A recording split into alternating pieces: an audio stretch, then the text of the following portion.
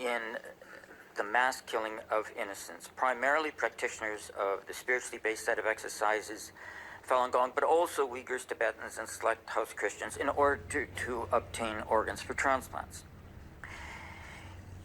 The fact that the evidence we have now examined shows a much larger volume of transplants than the government of China has asserted points us to a larger discrepancy between transplant volumes and the government of China identified sources than we had previously thought existed.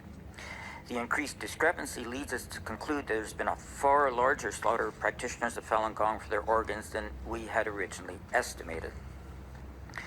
What is the volume of organ transplantation in China now when we add up all the data from the transplant centers and hospitals? Instead of 10,000 a year, we would say that the range is between 60,000 to 100,000 transplants a year, with an emphasis on the higher number.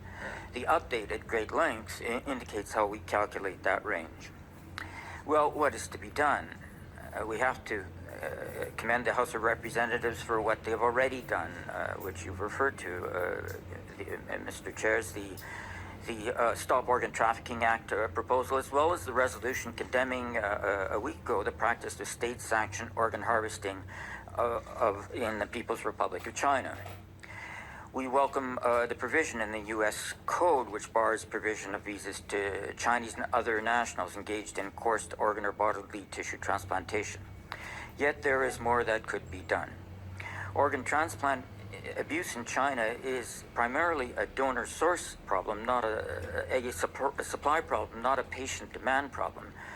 We could end transplant tourism into China entirely, and organ transplant abuse in China would still continue.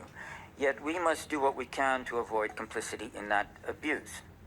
House Resolution 343 calls on the United States Department of State to conduct a detailed analysis on state-sanctioned organ harvesting from non-consenting prisoners of conscience in the annual Human Rights Report.